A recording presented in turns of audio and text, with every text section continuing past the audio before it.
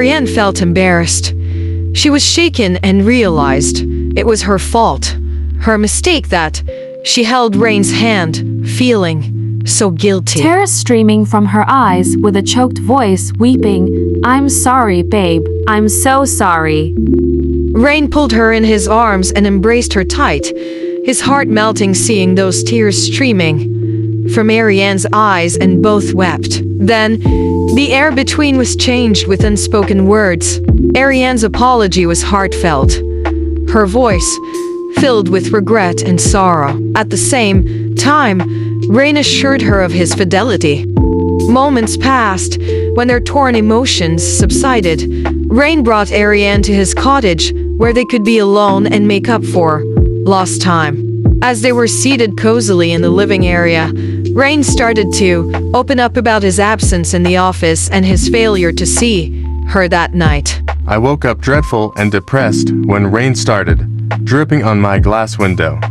I came to watch the downpour, when below my bedroom was a little boy ambling down under the heavy rain with his umbrella, stepping his boots in the puddle.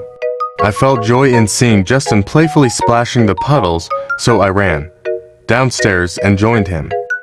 We had the fun of a lifetime notwithstanding the cold and time. We never cared about how long we were under the heavy rain, and all I felt was the joy of having fun with my son. Reigne continued. I thought of spending time with him again since it was raining heavily, and I saw his happiness of having me around. We took an afternoon nap and wanting me to sleep beside him.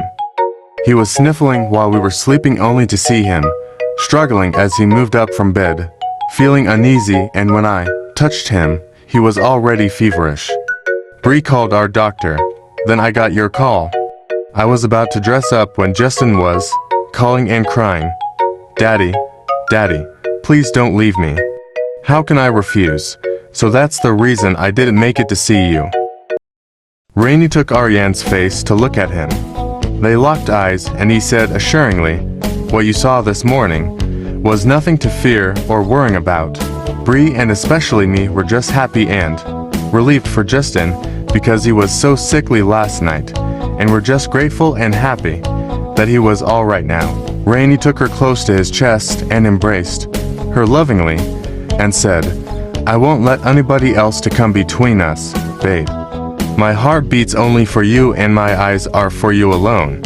Remember this, I exist only because of you. That's how much I love you." Arianne paused momentarily, weighing Reigne's mood and temperament, for she was thinking to bring up the question about Brie. What about Brie Preston? I can sense that she's trying to win you back. Reigne smirked and replied, "I'm aware of that, but what she was doing is futile, and I made her feel that it would never happen. Let's not talk about her anymore. All I want is to be with you. How I missed you, babe, and tomorrow morning I'll have Neil pick you up to join me at breakfast, the usual thing. I've missed our mornings since you had your leave. You have to make up for me during the times we are apart. I hope that's not too much to ask." Reigne kissed her forehead. Arianne took his hands and pressed them to her plump red lips. She smiled, gazing to his blue eyes, and said, "Of course, my love. I'll make up to you, because I missed you so much."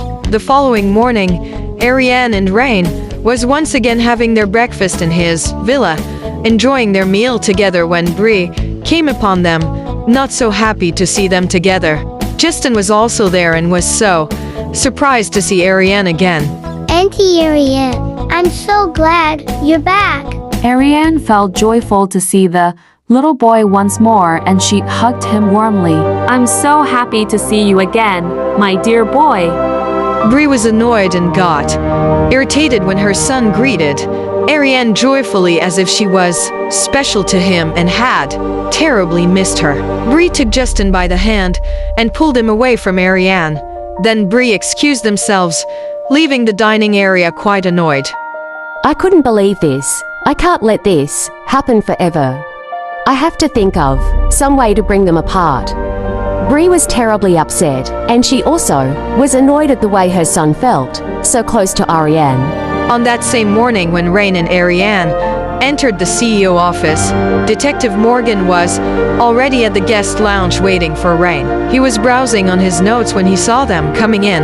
What could be the reason of Detective Morgan's visit? Was it about his quiet investigation on the fire breakout of Reigne's home care depot, or was it about Brie Preston? Part 84 follows.